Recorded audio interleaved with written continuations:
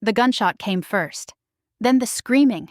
I didn't even have time to drop the champagne glass before the yacht lurched sideways. Crystal shattered against marble. My knees slammed into the deck. Salt spray and smoke filled my lungs, choking me before I could find my voice. Another shot. Closer this time. Wood splintered above my head. I pressed myself flat against the floor, heart hammering so hard I thought my ribs would crack. The world tilted. Everything smelled like gunpowder and fear. "Get down!" A hand clamped around my wrist and dragged me backward. I didn't need to look up to know who it was. I'd memorized that grip over 2 years of working under her. Cold, unshakable, precise. Nari, one of the twin Mafia bosses who owned my life whether I wanted them to or not. She yanked me behind a steel column just as bullets tore through the spot where I'd been kneeling. My ears rang, my vision blurred. I couldn't breathe. Nari didn't even flinch. She pulled a gun. From inside her blazer like it was a phone, aimed and fired 3 perfect shots into the darkness beyond the deck railing. Someone screamed. Something heavy hit the water. "Move!" Her voice was flat, empty. The same tone she used when she ordered coffee or signed execution orders. I couldn't. My legs wouldn't listen. "Now, Dasam." Hearing my name from her mouth felt wrong. She never said it. I was assistant. Girl. You. Never Dasam. But the way she said it now, sharp, urgent, made me stumble forward on shaking knees. Gunfire erupted again, this time from our side. Across the deck, Nari's twin sister, Eunji, moved like a shadow. Silent. Lethal. She didn't waste bullets. Every shot she fired ended a life. I knew because I'd seen the reports. I'd filed the bodies. They were terrifying, both of them, and I hated them. I hated the way they looked at me like I was furniture.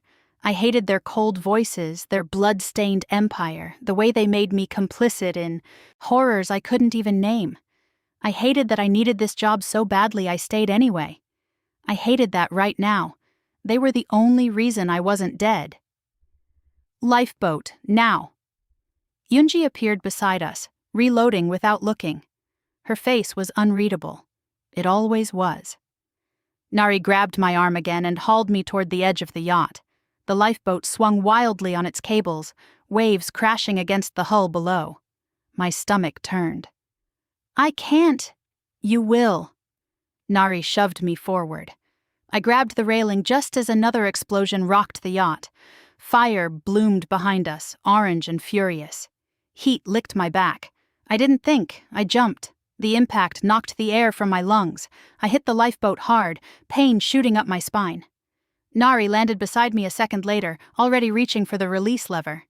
Eunji dropped in last, gun still raised, scanning the burning deck above. The cables snapped. We plummeted. Water swallowed us whole. When we surfaced, the yacht was a wall of flames against the night sky. Nari grabbed the oars and started rowing. Eunji kept her gun trained on the wreckage. I just sat there, shaking so hard my teeth rattled. We were alive. Somehow, impossibly, we were alive. "Keep your head down," Eunji said. Not to me, never to me. But I ducked anyway. The yacht groaned, metal twisted. Something inside it exploded, sending debris into the water around us. Nari rowed harder. Her jaw was tight. Her hands didn't shake. I wondered if anything ever made her shake. "We're clear," Eunji said quietly. She lowered the gun. I let out a breath I didn't know I'd been holding. That's when the final shot rang out. It came from nowhere, from everywhere, a sharp crack that split the air. Nari moved before I even processed the sound. She threw herself across me, slamming me down into the bottom of the boat. Her body covered mine completely. I felt the impact before I understood it, a wet, heavy thud against her back. She gasped. Not a scream. Not a cry. Just a small, broken sound that didn't belong to someone like her. "Nari!" Eunji's voice cracked. I'd never heard it crack before. Nari slumped. Her weight pressed me into the wooden boards. Warm liquid spread across my shirt. I knew what it was before I looked. Blood. So much blood. No. Eunji was already moving, pulling Nari off me, laying her flat. Her hands, hands that killed without hesitation, trembled as they pressed against the wound in Nari's back. Blood poured between her fingers. Nari's eyes were open but unfocused. Her breathing came in shallow, rattling gasps. She looked smaller than I'd ever seen her, fragile, human. "Stay with me." Eunji's voice broke completely. "Don't you dare leave me." I couldn't move, couldn't think. My hands were covered in Nari's blood. My shirt was soaked with it. This wasn't supposed to happen. People like Nari didn't bleed, didn't fall, didn't die. But she was dying. I could see it in the way her chest barely rose, in the way her lips turned pale, in the way Eunji's hands shook harder with every passing second. "Help me!" Eunji screamed at me.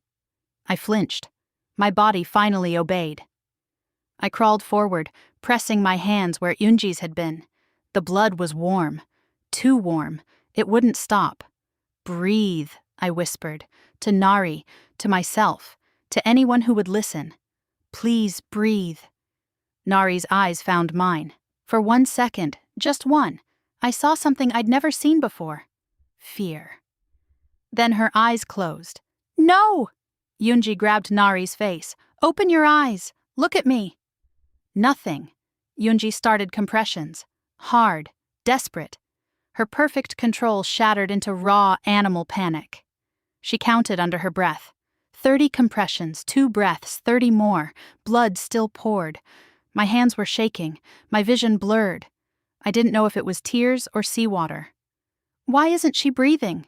Eunji's voice pulled me back. She was still doing compressions, still counting, still breaking. I looked down at Nari's face, pale, still, wrong. "I don't know."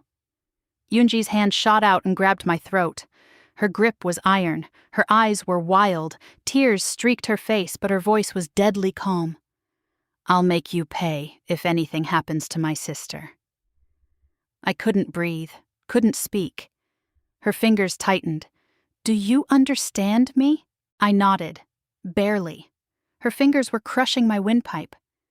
Then Nari gasped, a wet, rattling sound that didn't belong in a human throat, but it was breath. Life.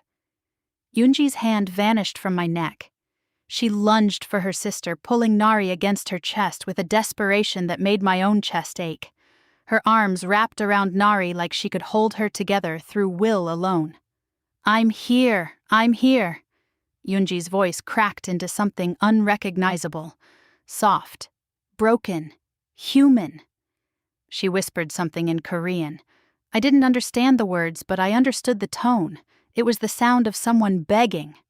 Nari's eyes fluttered. Her lips moved, but no sound came out. Blood still seeped through Eunji's fingers pressed against the wound. I should have looked away, given them privacy, but I couldn't move, couldn't breathe, because I'd never seen them like this. Not once in 2 years had I seen Eunji touch Nari with anything resembling gentleness. Not once had I heard that tone in her voice. They were ice. They were steel. They were the kind of people who signed death warrants over breakfast and never blinked. But right now, Eunji looked like she was dying too. And something inside me shifted. I didn't stop hating them. But watching Eunji cradle her sister's bloodied body, tears streaking her face, it was impossible to see them as only monsters, just women, twins, sisters who would burn the world for each other. "Dasom!" Eunji's voice snapped back to command. She didn't look at me. Her eyes stayed locked on Nari. "Search the boat. Find anything useful." I moved before I could think. My hands were still shaking, still covered in Nari's blood. The lifeboat was small. Standard emergency supplies lined the compartments beneath the seats. Flares, a first aid kit, bottled water, thermal blankets, a knife. "First aid kit," I said, shoving it toward Eunji. She grabbed it with one hand, the other still pressed against Nari's back. She tore it open with her teeth. Gauze, antiseptic, scissors, tweezers. My stomach turned. "Row," Eunji ordered. "Get us to shore." "But now!" I grabbed the oars. My arms screamed in protest, but I didn't stop. The water fought me. Waves pushed us back. Salt spray stung my eyes. I pulled harder. Behind me I heard Eunji moving, fabric tearing, Nari's shallow breathing. Then the scream. It ripped through the air like a blade. Raw, guttural, pain stripped of everything human. I nearly dropped the oars. "Keep rowing!" Eunji's voice was sharp, controlled. But I heard the tremor underneath. I kept rowing, my hands blistered, my shoulders burned, but I didn't stop. Couldn't stop, because Nari was still screaming. The sound clawed at something deep inside me. I'd heard people scream before, in that building, in those rooms I wasn't supposed to enter. But this was different. This was someone fighting to stay alive. "Almost done," Eunji muttered. I didn't know if she was talking to Nari or herself. I risked a glance over my shoulder. Eunji's hands were covered in blood. Nari's shirt was shredded, exposing the wound. The bullet sat in Eunji's palm, small, dark, wrong. She dropped it into the bottom of the boat with a metallic clink. Nari had gone silent, too silent. She's breathing. Eunji's voice was flat again, empty. She wrapped gauze around Nari's torso with practiced efficiency. Tight, secure.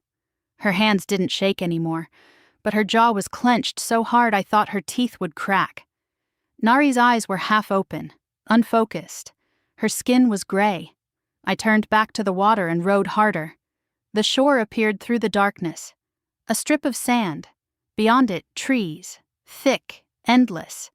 The kind of forest that swallowed people whole. My arms gave out the second the boat scraped against sand. I collapsed forward, gasping, every muscle in my body screaming. Eunji didn't wait. She was already moving, lifting Nari like she weighed nothing, carrying her toward the beach. I forced myself to stand. My legs shook. The world tilted. But I followed. Because what else could I do? The sand was cold under my feet. Wet. The forest loomed ahead, black against the night sky. No lights, no buildings, no signs of civilization. Just trees, and darkness, and 3 women who shouldn't be alive. I pulled out my phone. No signal. Of course not. "Eunji!" My voice came out hoarse. "There's no signal. I know." She laid Nari down on the sand, checking her pulse. Her sister's chest rose and fell, barely. I looked at Nari. Really looked at her. Her face was pale, too pale. Blood soaked through the bandages already. She needed a hospital, surgery, doctors. We had sand and trees. Nari's eyes opened, just barely. They found mine in the darkness. Her lips parted, but no sound came, just shallow breaths that rattled in her chest. The reality of it hit me all, at once. We were stranded. No signal, no rescue coming. She couldn't survive this. Not without help, not without medicine, equipment, people who knew what they were doing. We were going to watch her die. Eunji stood abruptly. She wiped the blood from her hands onto her ruined pants. Her face was unreadable again, cold. The cracks sealed over like they'd never existed. She bent down and lifted Nari into her arms. Her sister's head lolled against her shoulder. Blood dripped onto the sand. Eunji turned to me. Her eyes were ice. But her hands were still shaking. "Move," she said. Her voice was quiet. Deadly. Now. My legs barely held me, but I followed Eunji into the forest. Nari hung limp in her arms, head lolling with each step. Blood dripped onto the ground, leaving a trail behind us. The trees closed in fast, thick, dark. Branches clawed at my face and arms. I couldn't see more than a few feet ahead, just Eunji's silhouette cutting through the shadows like she'd done this 1,000 times before. Maybe she had. There. Eunji's voice cut through the silence. I looked up. A cottage. Small, weathered. Hidden so deep in the trees I would have walked right past it. Eunji didn't hesitate. She kicked the door open and disappeared inside. I followed, my heart pounding in my throat. The interior was dark but dry. Dust covered everything. But it was intact. Furniture, shelves, a small bed in the corner, and supplies. Blankets stacked on a chair. Canned food on a shelf. A metal box on the table that looked like a first aid kit. Someone had lived here, recently enough that the supplies weren't rotted. Eunji laid Nari on the bed.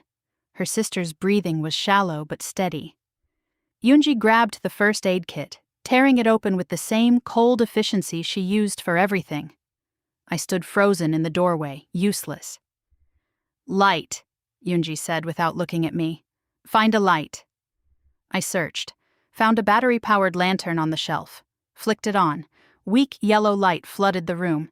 Eunji was already cutting away Nari's makeshift bandages. The wound looked worse in the light, angry, red, still bleeding. But Eunji's hands didn't shake. She cleaned it, disinfected it, stitched the edges with thread from the kit. Her movements were precise, practiced. I watched from the corner, hands clenched at my sides. Nari didn't wake, didn't scream, just lay there, pale and still. When Eunji finally wrapped fresh bandages around her sister, she sat back, her shoulders sagged, just for a second. Then she straightened, cold mask sliding back into place. "She needs a hospital," Eunji said quietly. "The wound could still get infected." I nodded. My throat was too tight to speak. Nari's breathing evened out.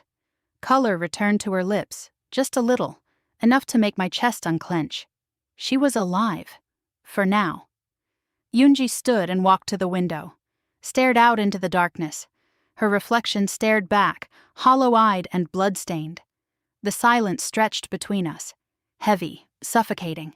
I couldn't stand it anymore. "I'm sorry." The words came out hoarse, broken. Eunji didn't turn. "For what? For—" I gestured uselessly. "All of this. The attack. Nari getting shot. If I hadn't been there—" "You weren't at fault." I blinked, stared at her back. That wasn't what I expected. Not from her. Not from the woman who'd threatened to make me pay less than an hour ago. Eunji finally turned. Her face was calm. Too calm. But there was something different in her eyes. Something that looked almost like exhaustion. "The people who attacked us," she said slowly, "they weren't after you. They were after us. You were collateral. Wrong place. Wrong time." I opened my mouth, closed it. I didn't know what to say. This wasn't the Ice Queen I knew, the woman who snapped orders and never explained herself, the one who treated me like furniture. This was someone else, someone tired. "They hate us," Eunji continued. Her voice was soft, dangerous. "Our organization, we're all women, no men. We built an empire without them, proved we didn't need them, and they can't stand it." "We flourished," Eunji said. A bitter smile touched her lips. "And that made us a target. Men don't forgive women who don't need them." The words settled into my chest like stones. "When we get back," Eunji's voice went cold again, sharp as a blade, "I'll make them pay for this. Every single one of them." I believed her. Eunji moved to the table, scanning the room. "We need to figure out where we are. Find a way to signal for help." She started searching, opened drawers, checked shelves, found old books, maps, handwritten notes.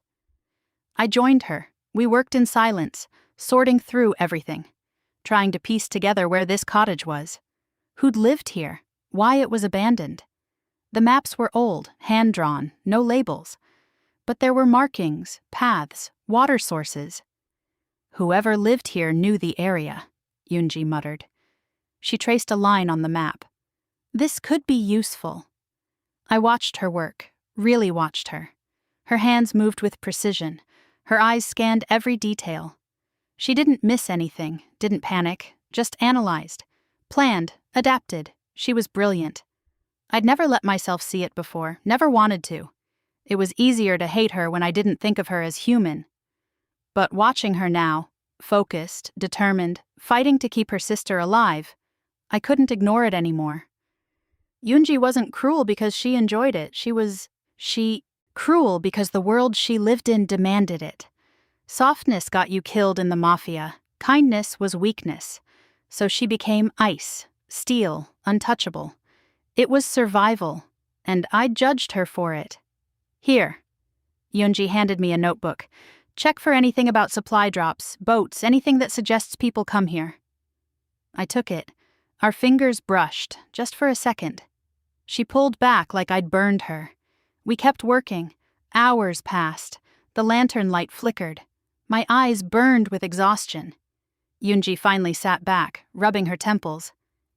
We're not getting anywhere tonight. I nodded. My body ached. My hands were cramping. That's when I noticed the cold. It had crept in slowly. But now it bit into my skin. My breath came out in small clouds. The temperature had dropped. We need to stay warm, Eunji said. She looked at the bed, then at me. 1 bed, 2 blankets. Nari was already under one. We'll freeze if we don't share body heat, Eunji said.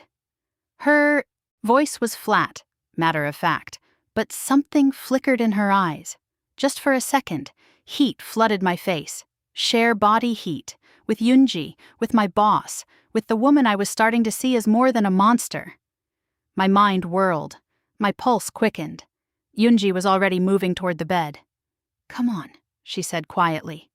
I didn't move, couldn't move, because the thought of lying that close to her, pressed against her in the dark, made something twist in my chest that had nothing to do with fear.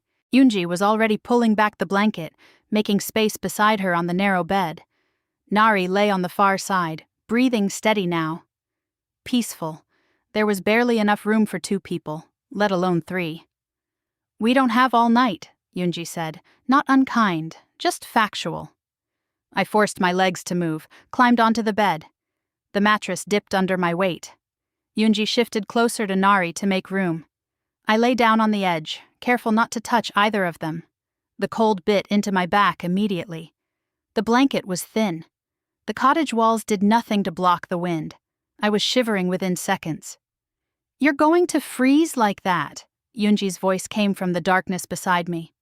Before I could respond, her arm wrapped around my waist and pulled me back against her. My breath stopped. Her body was warm, so warm. The heat of her seeped through my damp clothes, chasing away the cold. She pulled me closer, tucking me against her chest, her head coming to rest against my neck. I felt her breath, soft, steady, against my skin. My heart slammed against my ribs so hard I thought she'd feel it. Relax, Eunji murmured. It's just body heat. Just body heat. But her arm stayed wrapped around me, secure, almost protective. I couldn't relax. Every nerve in my body was on fire. I was hyper-aware of every point of contact. Her chest against my back, her legs tangled with mine, her breath warm on my neck. This was my boss, my terrifying, ruthless Mafia boss. And I was pressed against her like we were lovers. My face burned, but the exhaustion was stronger than my embarrassment. My eyes grew heavy. The warmth pulled me under. I fell asleep in Eunji's arms. When I woke, sunlight was streaming through the window, and someone was standing over us. I jerked awake, heart in my throat. Nari, she was standing, upright, stretching her arms like she'd just woken from a nap instead of surviving a gunshot wound. Morning, she said calmly. She gestured to the corner where she'd laid out canned food on the table. I stared. Eunji stirred beside me, her arm still around my waist. She glanced at Nari, gave a simple nod, then slipped out of bed like nothing unusual had happened. Wash up first, Eunji said. She didn't look at me as she headed for the door. I sat up slowly, still processing. Nari had been dying last night, pale, bleeding, barely breathing. Now she looked fine. Better than fine. Like she hadn't been shot at all. How are you? We heal fast. Nari's lips curved into a faint smile. Runs in the family. She said it like it was normal, like surviving a bullet was just another Tuesday. I realized then what Eunji had meant. The twins were made of steel. They had to be. In their world, weakness got you killed, so they didn't allow themselves to be weak. Nari grabbed my wrist, pulling me off the bed. Come on, you smell like blood and seawater. I followed because what else could I do? She led me out of the cottage and down a narrow path through the trees. The forest was thick here, dense, but Nari moved through it like she knew exactly where she was going. We reached a small clearing, a natural pool fed by a stream. The water was clear, cold, beautiful. Nari started stripping without hesitation. I froze. "What are you waiting for?" She glanced over her shoulder, eyebrow raised. My face burned. We need to wash, unless you want to stay covered in blood." She had a point. I turned away, fingers fumbling with my shirt buttons. My hands were shaking. I didn't know why. When I finally stripped down to my underwear and turned back, Nari was already in the water. Naked. I tried not to stare, failed. She was beautiful. Lean muscle, scars scattered across her ribs and shoulders. The fresh bandage stark white against her skin. "You can help me," Nari said. She gestured to her back. "I can't reach." I stepped into the water. It was freezing. I gasped, goosebumps breaking out across my skin. Nari didn't flinch. I moved closer. Close enough to reach her. My hands trembled as I cupped water and let it run over her shoulders, washing away the dried blood, the salt, the dirt. Her skin was warm under my fingers, soft. I was careful around the bandage, terrified of hurting her. "I'm fine," Nari said quietly, like she could read my thoughts. I kept washing. My hands moved down her back, her sides. I told myself it was practical, necessary. But my pulse was racing. Nari turned. Our eyes met. The air shifted. Heat bloomed between us, fast, sudden, undeniable. I couldn't look away, couldn't move. Nari's gaze dropped to my lips. Just for a second. Then she smiled. Small. Dangerous. "Your turn," she said. Before I could respond, hands touched my shoulders from behind. I jumped. Eunji. She joined us in the water without a sound. Her hands were firm on my shoulders, turning me around. "Let me help," Eunji said. Her voice was calm, but there was something in her eyes. Something dark, hungry. My breath caught. Eunji's hands moved over my shoulders, my neck, washing away the blood and grime with careful precision. But her touch lingered. Her fingers traced the curve of my collarbone, the slope of my shoulder. I shivered, not from cold. Behind me, Nari moved closer. I could feel the heat of her body even in the freezing water. I was trapped between them. And I didn't want to move. The tension was suffocating, intoxicating. The air felt thick, charged. Something had shifted between the three of us. We all knew it, felt it. The way Eunji's hands moved over my skin. The way Nari watched with dark, hungry eyes. The way my body responded to both of them. I was supposed to hate them. But right now, all I felt was heat. Then footsteps. Loud, heavy, crashing through the trees. We all froze. Eunji's hand clamped over my mouth. She pulled me back against her, shielding me. Nari moved in front of us both. We crouched behind a large rock, water dripping from our skin, barely dressed. My heart hammered. Through the trees, figures emerged. Men, armed, scanning the area with cold, practiced eyes. Gunmen. They'd found us. Eunji's hand tightened over my mouth, her body pressed against mine, tense and ready. Nari's eyes were locked on the men, calculating. One of them stopped, tilted his head, listening. I held my breath. He took a step toward the water. He took another step toward the water. Nari's hand found mine beneath the surface. She squeezed once, hard. Then she leaned close, her lips brushing my ear. "Distract him." My heart stopped. "What?" "Now." Before I could think, before I could protest, hands pushed me forward. I stumbled out from behind the rock, water sloshing around my legs. The gunman's head snapped toward me. I stood there, completely exposed, every inch of my skin bare under the sunlight. For one horrible second, I wanted to run, hide, cover myself, but his eyes locked onto me, widened, his gun lowered. I stepped forward, let him see everything. His focus shifted entirely, hunger replacing caution. He forgot about the forest, the mission, everything. He only saw me. "Well, damn," he muttered, taking a step closer. Then another. I forced myself to stay still, to not shake. He was 3 steps away when Eunji struck. She rose from the water behind him, naked and silent. A rock gripped in her hand. The impact was brutal, a wet crack that split the air. He dropped. Nari was on him instantly, yanking the gun from his hands. She checked the chamber and nodded. "Move!" Eunji hissed. We scattered just as shouts erupted from the forest. The other gunmen had heard. Footsteps pounded toward us, branches snapped, voices barked orders. Nari raised the stolen gun and fired. The sound shattered everything. I hit the ground, hands over my ears, heart slamming against my ribs. More gunfire, closer now. Bullets tore through the trees, splitting bark and sending leaves raining down. Eunji grabbed the second gun from the fallen man and rolled behind a tree. She fired twice. Clean, precise. Someone screamed. Nari and Eunji moved like they'd done this 1,000 times.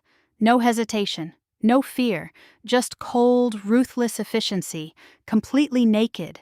Water and blood dripped down their skin as they fought. They didn't cover themselves, didn't slow down. They were deadly, beautiful, terrifying. I scrambled toward the rocks, trying to stay low, trying not to get shot. A bullet hit the ground inches from my hand. I yelped and threw myself behind a boulder. My whole body shook, my ears rang, I couldn't think. The forest had turned into a war zone. I pressed myself against the rock, trying to make myself smaller. But I was naked, vulnerable, exposed. More gunfire, more screaming. Then footsteps. Heavy, deliberate, coming toward me. I held my breath as a shadow fell over me. I looked up. A man stood there, gun in one hand, eyes locked on my body. The look on his face made my stomach turn. Well, well, his smile was all teeth. What do we have here?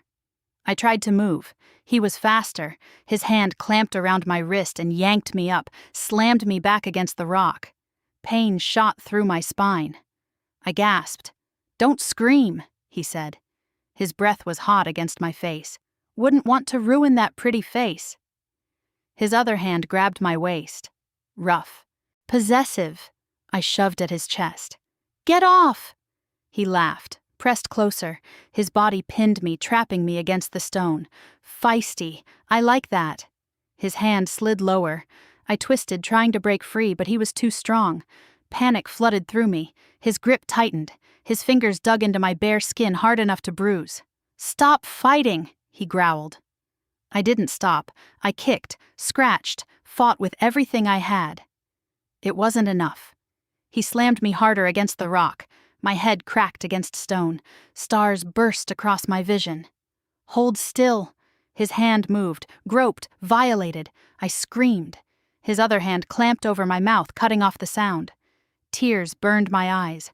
My lungs screamed for air. His hand moved lower, lower. I bit down on his palm, hard. He cursed and yanked his hand back.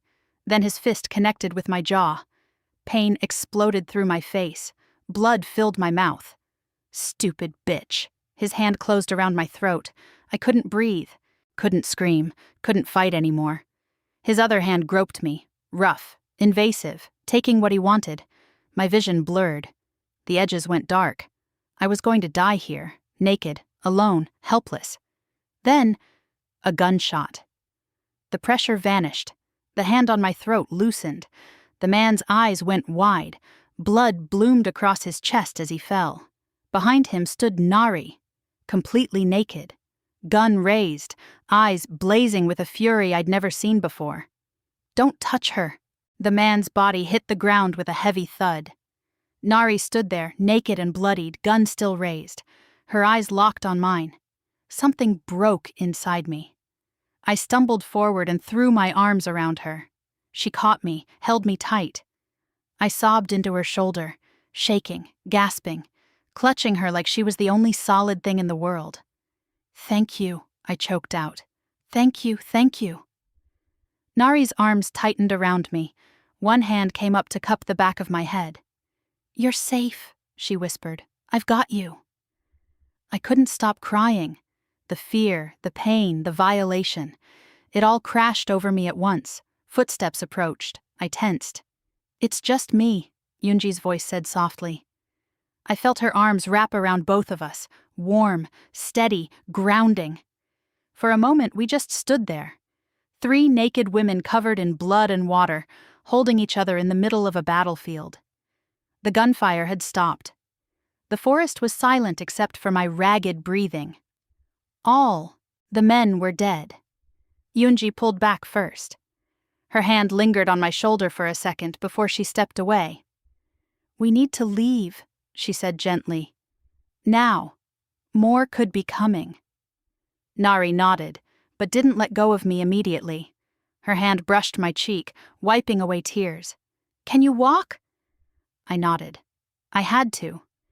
We found our clothes scattered near the water, damp, torn, but better than nothing. I pulled mine on with shaking hands. Every movement hurt. My throat, my jaw, my wrists. The bruises were already forming. Eunji led us through the trees, moving fast but checking behind us constantly. Nari stayed close to me, hand occasionally touching my back, steadying me. We found the boat hidden in a small cove, military grade, communication equipment inside. "They came prepared," Eunji muttered. She started checking the supplies. Weapons, food, water, medical kit. Nari grabbed the communication device, turned it on. The screen lit up with a strong signal. She tried our base. Frequency. Static. She tried again. Nothing. "They're not responding," Nari said quietly. Eunji took the device, tried different frequencies, different codes. Still nothing. "Maybe they're blocking signals," I offered. My voice came out hoarse, raw. Eunji and Nari exchanged a look. Something dark passed between them. But they didn't say anything. We sat in the boat, waiting, listening. The forest was too quiet. I pulled my knees to my chest, wrapped my arms around them, tried to make myself small. The shame was suffocating.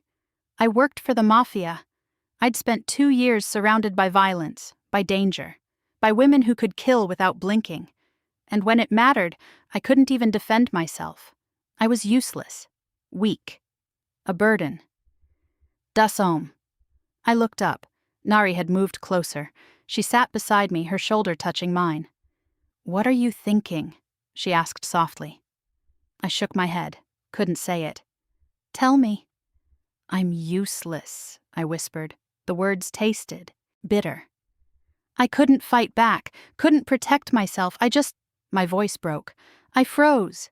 "You survived," Nari said firmly. "That's what matters." "I didn't survive. You saved me." Tears burned my eyes again. "I'm supposed to work for you, be useful, but I can't even... Stop!" Nari's hand found mine. Squeezed. "You were brave. You distracted that gunman when I asked. You didn't hesitate." "That's different. Is it?" Nari turned to face me fully. "You were naked, terrified, and you still did it.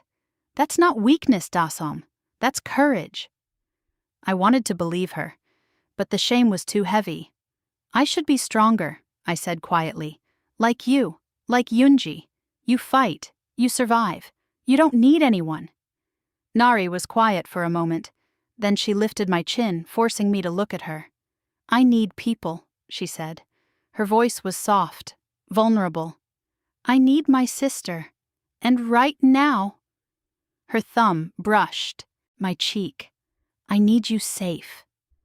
My breath caught. The look in her eyes was different, softer, open. She leaned closer.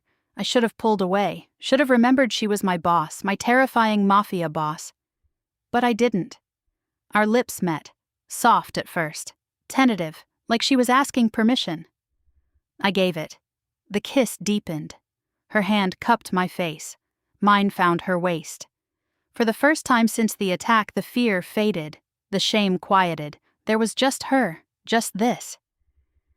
When we finally pulled apart, I was breathing hard. My face was hot. Nari's forehead rested against mine. "You're not useless," she whispered. "Never think that." I nodded, unable to speak. Movement caught my eye. Eunji was watching us from across the boat. Her expression was calm, understanding. Something warm flickered in her eyes. She didn't look upset or jealous, just comforting. "When we get back," Eunji said quietly, "we'll train you, properly." I blinked. "What?" "No more. Just paperwork," Nari added. She pulled back slightly but kept hold of my hand.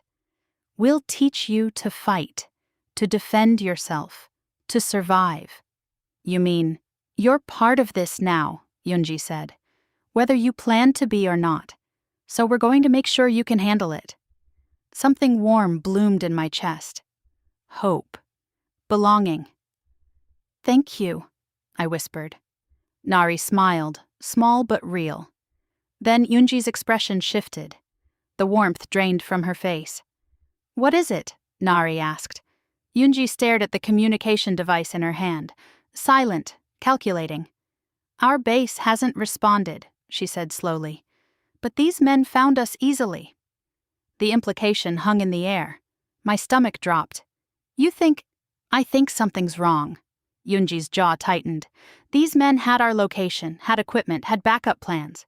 "They were organized," Nari said quietly. "Too organized." Eunji's fingers tightened around the device.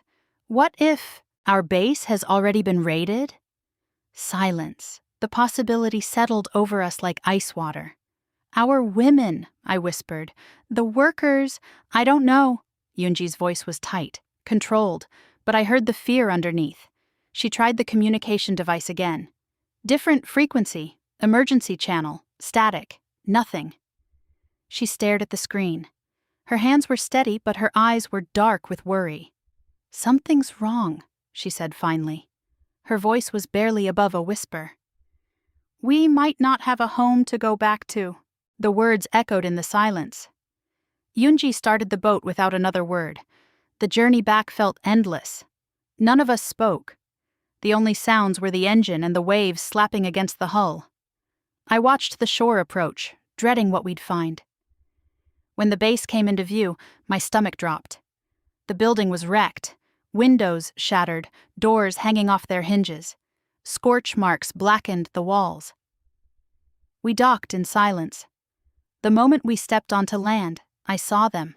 Women, our women, huddled near the entrance, bruised, bloodied, clothes torn.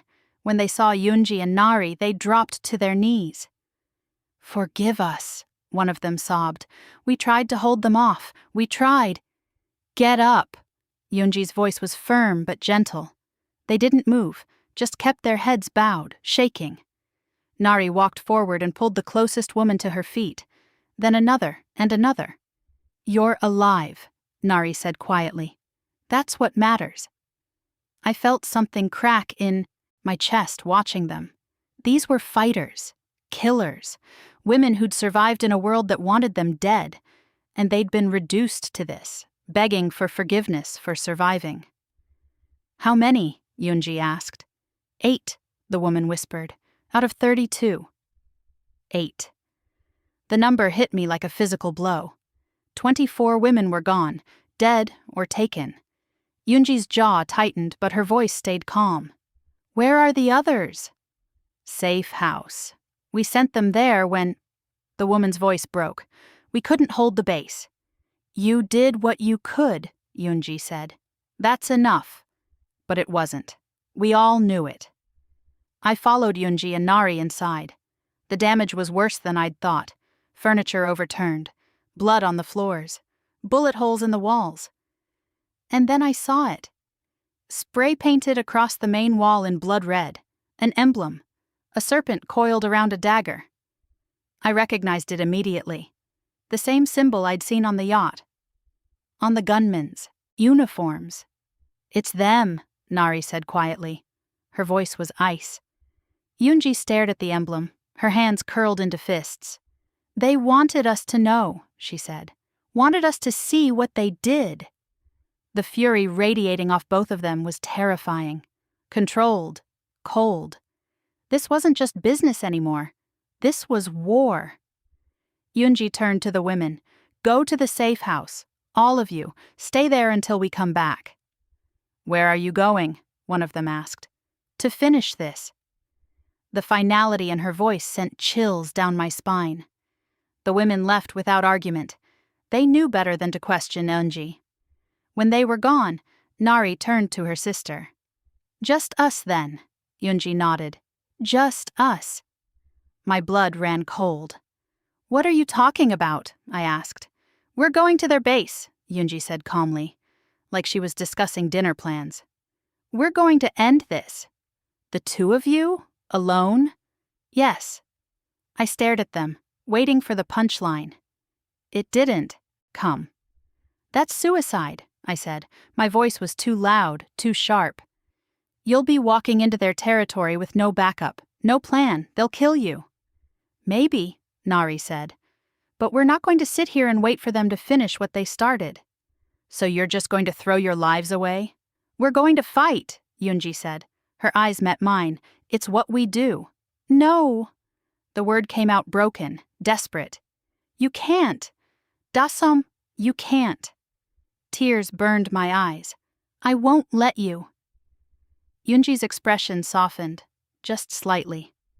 "This isn't your fight." "Yes, it is," my voice cracked. "You made it my fight when you saved me, when you—" I couldn't finish, couldn't say it. "When you kissed me, when you made me care." "You'll stay here," Eunji said, gentle but firm. "With the others, where it's safe." "Safe?" I laughed. It sounded hysterical. "They raided this place, killed our people. Nowhere is safe." "The safe house is—" "I don't care about the safe house," I was shouting now. "I care about you, both of you." The words hung in the air. Nari's expression shifted. Something vulnerable flickered across her face. Eunji looked away. "I can help," I said. My voice shook. "Let me help." "You're not trained." "Then train me. You promised you would." "There's no time." "Then let me do this differently." The idea formed even as I spoke. Desperate, reckless. "Let me infiltrate them." Silence. "What?" Nari's voice was sharp. "I'll go in as a defector, or a captive, whatever works." The words tumbled out faster. "I'll get inside, signal you when I'm in position. Then you come in and we take them down together." "Absolutely not," Eunji said. "It could work." "No." "You need someone on the inside." "Not you." Eunji's voice was steel. "Never you." "Why not?" Tears streamed down my face now. "Because I'm weak? Because I can't fight? I know that. But I can do this. I can—" "You'll be killed," Nari said quietly. "The second they realize who you are. What you mean to us." "What you mean to us." The words made my heart stutter. "I don't care," I whispered. "I can't just watch you walk into that place alone. I can't—" My voice broke completely. "Please, let me help. Let me do something." Eunji stepped closer. Her hand touched my cheek, wiping away tears. For a moment I thought she'd say yes. Then her expression hardened. "You're not doing this, Dasom." Her voice was cold, final. "And that's not a request." I flinched like she'd slapped me. "You don't get to decide that," I said. "Yes," Eunji said quietly. "I do." The distance between us suddenly felt insurmountable, like a wall had slammed down. "You said I was part of this," I whispered. "You said—" I was wrong. The words cut deeper than any blade. Nari looked between us, pain etched across her face, but she didn't contradict her sister. "Stay here," Eunji said. "Keep the others safe. That's how you help." Then she turned and walked away. Nari hesitated. Her hand reached for mine, squeezed once. "I'm sorry," she whispered. Then she followed her sister. I stood there, alone, tears streaming down my face, watching them leave, watching them walk toward their deaths. And there was nothing I could do to stop them. I didn't stay. The second they disappeared from view, I wiped my tears and ran. Back to my apartment, heart pounding, mind racing. I wasn't going to sit in some safe house while they walked into a death trap. I grabbed the files I kept at home.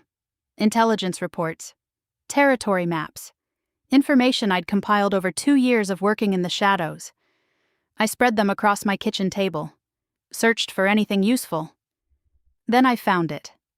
The rival boss. Known habits, weaknesses. He frequented a strip club in his territory every Friday night, had a thing for dancers. I checked my phone. Friday. My stomach twisted. I was just a secretary, always in the background and invisible. The rival clan wouldn't recognize my face, but they'd recognize my body if I played this right.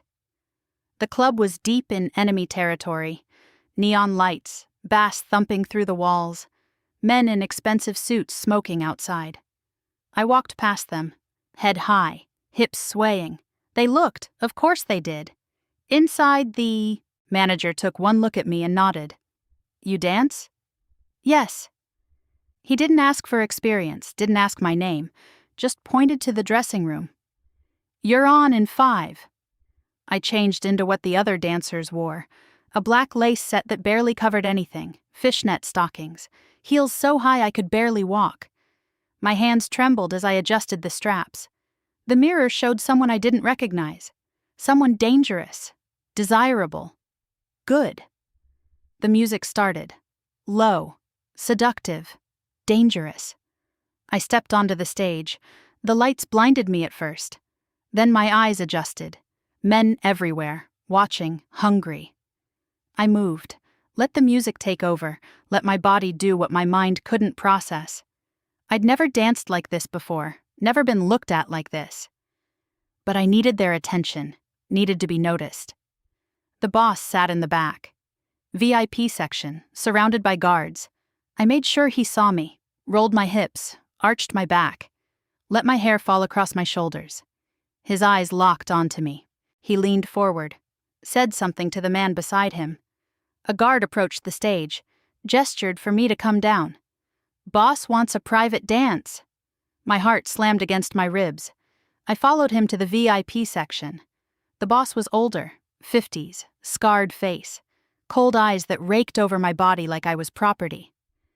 What's your name, sweetheart? I smiled, leaned close enough for him to smell my perfume. Whatever you want it to be. He laughed, crude, possessive. I like you already. Dance for me. The music shifted, slower, heavier. I moved between his legs, let my hands trail over his shoulders. My hips swayed close enough to tease but not touch. His breathing changed, got heavier. I turned, pressed my back against his chest, felt his hands reach for my waist. I allowed it, hated every second. But I needed him distracted. My phone was tucked into the strap of my outfit. I shifted, angled myself, snapped a photo of his face. He didn't notice. I sent it to Nari and Eunji, location attached, done. Now I just needed to get out, but the boss grabbed my wrist, pulled me onto his lap. Stay, he said. His breath reeked of alcohol. Have a drink with me. He poured something dark into a glass, pushed it toward me. I took it and pretended to sip. He drank, a lot. Within minutes he was laughing, talking too much. Guards relaxed around him. You know what I did today? He leaned close. His hand squeezed my thigh. I destroyed the only all-female mafia in this city. My blood ran cold. Really? I kept my voice light, playful. Burned their base, killed their women. He laughed. And now I'm taking over all their territories, their businesses, everything. His hand slid higher up my thigh. I forced myself not to flinch. Those 2 bitches who run it. He took another drink. Nari and Eunji think they're so tough, but they're just women. Weak, pathetic. My vision blurred red. They'll come crawling back, soon enough, and when they do... His grin was vicious. I'll make them beg before I put bullets in their heads. Rage ignited in my chest. White hot, blinding. I saw Nari's face, the way she'd kissed me, protected me. I saw Eunji's hands, gentle when they held me, deadly when they fought. I saw the women at the base, battered, broken, begging for forgiveness. This man did that. This man thought he could destroy them because they were women. He let his guard down around women like me because he thought we could do nothing. My hand moved before I could think. A knife sat on the table, silver, sharp, beside a plate of fruit. I grabbed it, drove it into his neck. The sound was wet, horrible. His eyes went wide and shocked. Blood poured over my hand, hot, thick. He gurgled, clutched at his throat. I yanked the knife out. He collapsed forward onto the table. The room went silent. Then chaos. Every guard in the room drew their guns. All pointed at me. I stood there, frozen. Knife still in my hand. Blood dripping onto the floor. I'd killed him. The boss was dead. And I was surrounded. A dozen guns. A dozen men. No escape. I looked down at my hands. Covered in blood. What had I done? The lead guard stepped forward, gun aimed at my head. Drop the knife. I couldn't move, couldn't think. This was it. I was going to die here in a strip club. At least Nari and Eunji would know I tried. At least I'd taken him down with me. The guard's finger moved to the trigger. I closed my eyes. Then, glass shattered. Gunfire erupted. I hit the floor. Through the chaos I heard a voice, cold, furious, unmistakable. Touch her and you're dead, Eunji. Glass exploded inward. Gunfire tore through the club and men screamed. I stayed on the floor, hands over my head, knife still clutched in my fist. Bodies dropped around me. Guards who'd pointed guns at my head seconds ago now lay bleeding. Through the chaos, I saw them, Eunji and Nari, moving like shadows, like death itself. They fought through the room with brutal efficiency. Every shot found its target, every movement calculated. The remaining guards ran, or tried to. None of them made it to the door. Then silence. My ears rang, smoke hung in the air. The smell of gunpowder and blood was everywhere. Hands grabbed my shoulders, pulled me up. Eunji. Her eyes scanned my body, searching for wounds. Are you hurt? I shook my head, couldn't speak. Her hands moved over me anyway, checking, making sure. Nari appeared beside us. Her gaze dropped to the dead boss slumped over the table. Then to the knife in my hand. You did this? Her voice was quiet, odd. I looked down at the blood covering my hands, my arms, the front of my body. He said... My voice cracked. He said he was going to kill you both, that you were weak, that he'd make you beg before... I couldn't finish. The adrenaline drained out of me all at once. My legs gave out. Nari caught me, held me steady. I didn't mean to, I whispered. I couldn't let him. Breathe, Nari said softly. Just breathe. But I couldn't. The shaking started. Violent, uncontrollable. I'd killed someone, stabbed a knife into his throat and watched him die. You could have died. Eunji's voice was sharp, angry. You should have stayed at the safe house. I flinched. I couldn't, I said. My voice was barely audible. I couldn't just sit there while you walked into a trap. So you walked into one instead? Eunji's hands curled into fists. Do you have any idea what could have happened? What they would have done to you? I know. No, you don't. Her voice rose. You could have been killed, tortured, or worse. I had to do something. The words tore out of me. I had to help. By getting yourself killed? By saving you. Silence. We stared at each other, both breathing hard, both on the edge of breaking. Nari stepped between us. Stop, both of you.